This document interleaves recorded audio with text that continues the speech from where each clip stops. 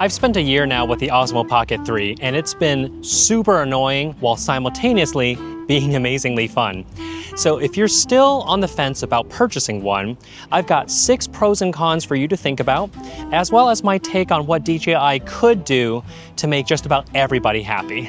Let's start with the pros. Number 1. It's fairly obvious. This is a camera that's built onto a gimbal, which allows me to get some smooth walking and talking shots like this. And if I see something interesting, I can also get some smooth movement on my B-roll shots, making my adventures look a little bit more dynamic and interesting. And also, because it's on a gimbal, I do have a subject tracking mode, which allows me to essentially walk around in my shot, making my videos look a little bit more dynamic than usual. Number 2. Is the fact that it is so easy to get good looking footage with great colors, even if you're a complete beginner with full automatic settings. Doesn't matter if you're using the normal color profile or if you use the current one that I'm using, D-Log-M with my True Life LUT, it will just look really great. As long as you follow these full auto settings, your footage more or less will look great every time, except for if you are in the situation where you are completely backlit, in which case, not gonna look so good. Try to make sure the sun is at least hitting you from a 45-degree angle or from a full-on angle. Number 3 is that you have access to some high frame rates from 60p all the way to 120p and 4K. Now, one thing you need to know about the 120p is that it's only accessible in the slow motion mode, in which case you're also not going to have any sort of audio tracking behind it that's being recorded, as the file that you receive is going to already be conformed down to a 4 times slow motion video file. Number 4 is this transmitter that I'm holding right here that you're listening to my voice from. It can connect to the Osmo Pocket 3 without any sort of receiver on the camera itself. It's also got built-in internal 32-bit float recording, which means if I should lose signal, at least I have the audio file to sync up with the video after the fact. And the cool thing is I can stop and start the recording with a button press on the transmitter itself. Number 5 is how many filters you can bring with you without cramming up your camera bag. The filters I use are made by Freewell. They have a couple different varieties, like this Mega Pack that will have all your fixed ND strengths, as well as CPL filters, each with their individual fixed ND strength. And of course, if you want a glow mist filter or just a regular CPL. This middle pack is my favorite one of the bunch because you have this wide angle lens, but if you take off the front element, you will end up with a macro lens, allowing you to shoot very close-up detail on your subjects. You also have this anamorphic lens. Now, it's nothing crazy, it's only a 1.1 squeeze, but if anything, it's going to give you those stylistic flares you might be looking for in your night shots. Lastly are these 3 fixed NDs. We have a 3, 5, and a 7 stop. Now, these are special because they can go in front of your anamorphic lens and your wide angle lens. Lastly, for people that are shooting very quickly are your variable NDs. We have a 1 to 5 and a 6 to 9. We do see a color shift. We don't have a true color here, but that's easily corrected in post. And lastly, number 6 is just the size of this entire package. It's no bigger than my iPhone 12 mini. And yes, it can technically fit in my pocket, coat pocket, or if I am bringing a camera bag, I don't need to bring a big one. I can just bring a small one, couple battery banks, and I'm good to go.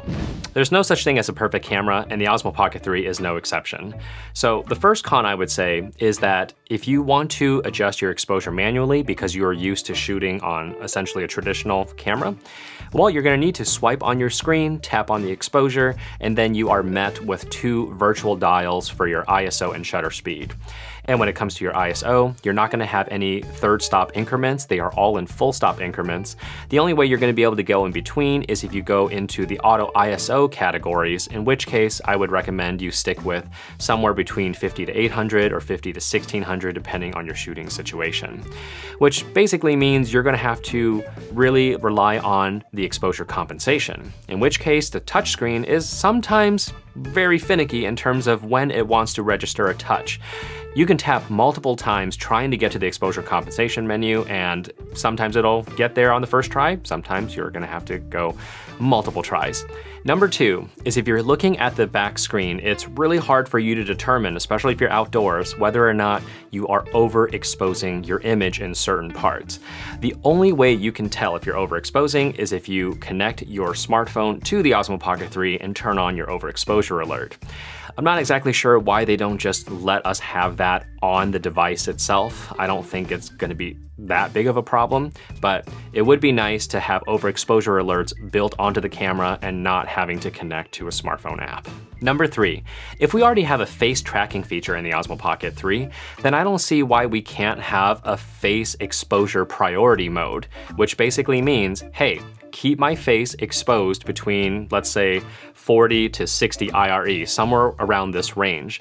That way, it doesn't matter where I'm facing, how the sun is coming at me, if I'm being backlit by the sun, it's going to choose to make sure my face is at least exposed correctly and not too dark and not too bright.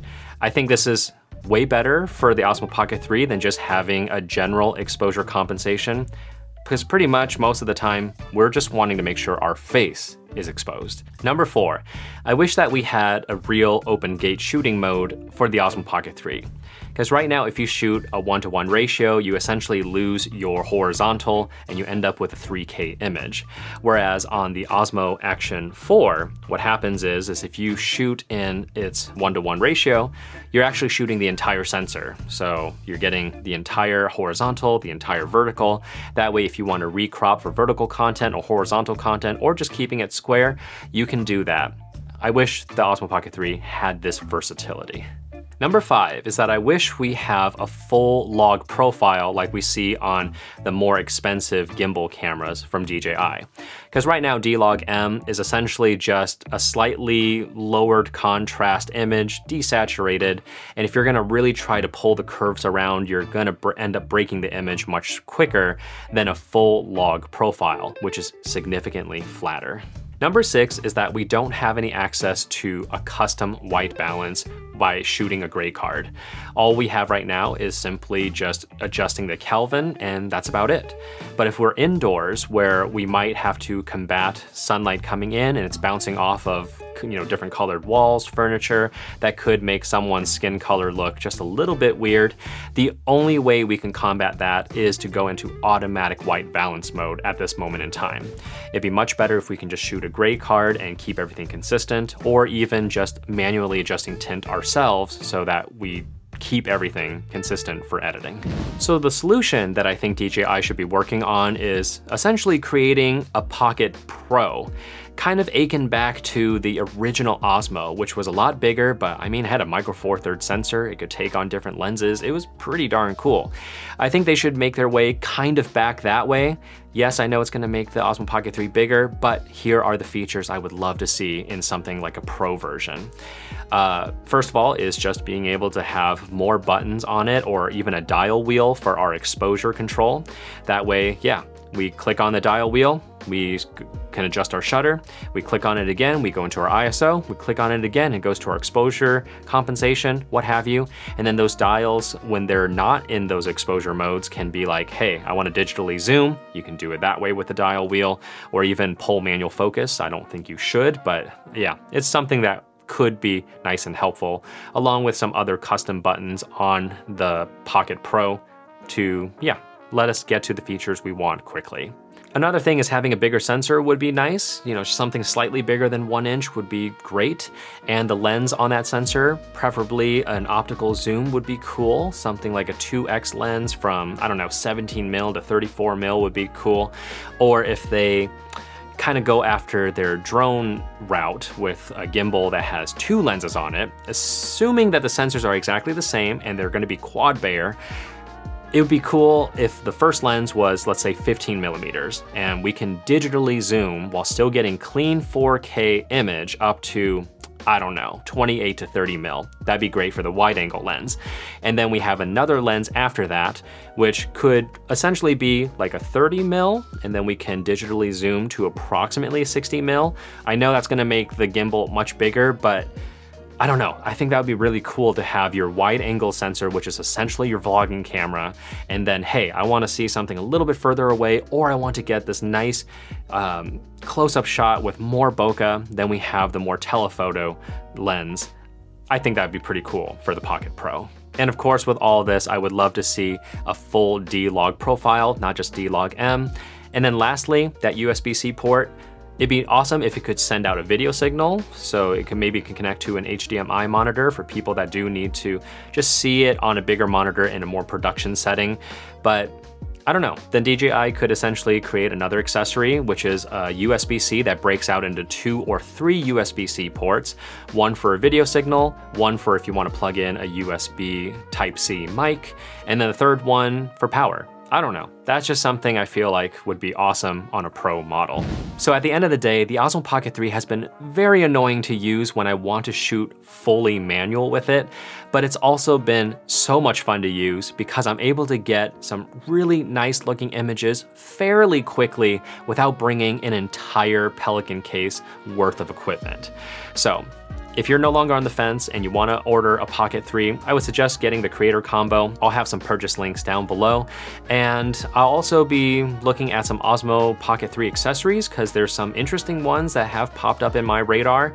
I think they're worth the look. So be on the lookout for that video. And if it's already been published, then you can check out right here.